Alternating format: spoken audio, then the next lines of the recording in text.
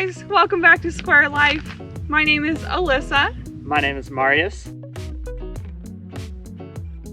So my off-roading background kind of started on the farm. I learned how to drive in a Willys kit Jeep. It was a fiberglass tub on a Isuzu diesel drivetrain and chassis.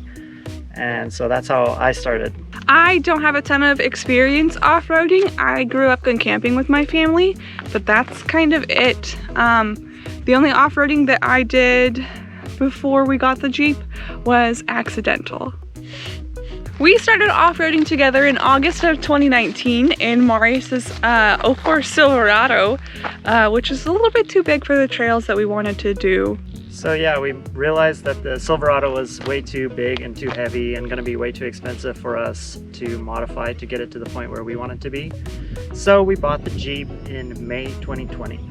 And it was all downhill from there. All right, almost immediately after we got it, we started off-roading in it and noticed that some stuff needed to be improved. Mainly the suspension. We started spending a bunch of money and modifying the Jeep. And before we knew it, we were looking for more challenging trails and found ourselves at the 69th Jeepers Jamboree on the Rubicon. Every once in a while, we get somebody asking what we have done to the Jeep. So today, we're filming a walk around video. This is our 1995 Jeep Wrangler YJ. It has the little 4-cylinder, 2.5 liter. And there it is in all its glory. When we got the Jeep, it wasn't passing smog, so we had to do a couple things. The motor mounts were shot, and so the engine was rotating a lot, which caused a bunch of issues, like it ripped the exhaust manifold bolts out of the head, so I had to fish bolts out of the head. It rubbed a hole in the exhaust down there. So I lifted the engine 1 inch. So the engine sits on little 1-inch spacer blocks. Of course, when you lift the engine, now it's running into your fan shroud. And so I did a 1-inch body lift to bring the engine and body back in the same position.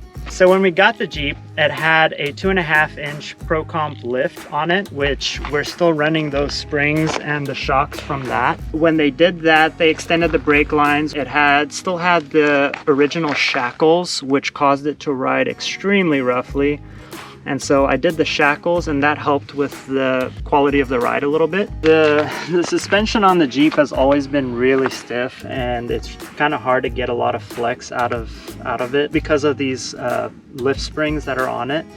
It's still spring under axle. So one thing I did to get a little bit more flex out of it is I installed these Rough Country sway bar disconnects. And as you can see, we actually ended up taking the sway bar off completely because it's not a daily driver, and for the amount of time we drive it, it does fine without the sway bar in the front. The axle's been re-geared. It's now a 488 ratio in both the front and rear differential.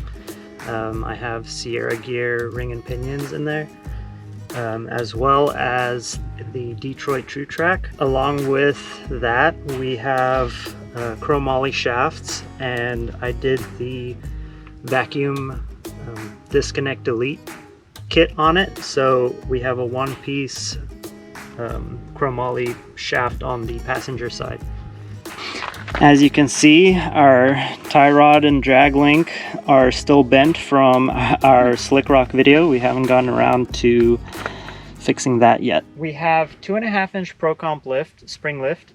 Then we have an 1-inch body lift, and we have another 3/4 of an inch shackle lift. So our tires are the Milestar Patagonias. There's mixed reviews about these tires. They've been okay for us, especially at the price point that they're at. They're really hard to get to bulge and get a nice large footprint because our Jeep is so light. We have to air down to like 8 or 5 psi for them to bulge at all. We did the Yukon spin-free hub kit on this. because we did the vacuum disconnect, our drivetrain would be spinning all the time. So by doing this hub kit, it allows us to disconnect our hubs, and so none of our front differential is not spinning and our transfer case is not spinning when we're on the highway, which helps out a little bit since we only have 4 cylinders. Even though it says Warn, it is a Yukon kit. So our front bumper was a Smittybilt bumper. And on a Smittybilt bumper, under our awesome winch cover from Amazon that's not garbage, we have our Smittybilt winch. Still got some life in her. It's a 10,000 pound winch. So on the back here, we have our Trasheroo that's now getting sun faded. We have a full-size 35-inch spare. Our cooler rack that I built myself that needs some modification. It's a little loosey-goosey right now. If you watched our last video, we broke a mounting point on the bumper actually right here. Not sure if it was from getting yanked by the bumper or yanking by the bumper. Shit broke. We're gonna fix it. On the side of our rack here, on some of our videos you may have seen, we mount our Rotopacks when we go camping with extra fuel and water. So we do overload this thing quite a bit, and when I do, I usually run an extra strap to the roll bar to help it from rotating. I'll probably be modifying it in the future to make it stronger. The bumper is a rough country bumper with the tires swing out. And it actually still has the rough country right there. And as you can see, I made our cooler rack attached to it with some square U-bolts.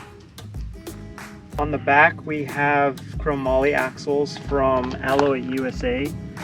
And in the front we have chromoly axles from Yukon. On the side here we have our Barricade rock sliders that we did an install video on. As you can see, they've been put to the test a little bit.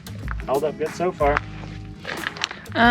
Do we have chromollies on front and rear when we did the Rubicon? We did not have the spin-free hubs, and we were running stock axles in the front. So we only had chromollies in the rear for the Rubicon. So on the inside, there's really nothing special.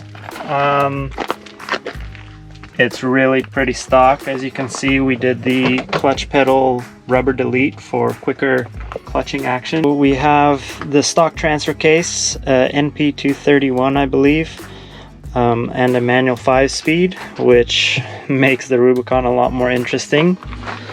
We have our normal analog gauges, and they do all work, although the 4-wheel drive light doesn't come on since I did the vacuum disconnect delete.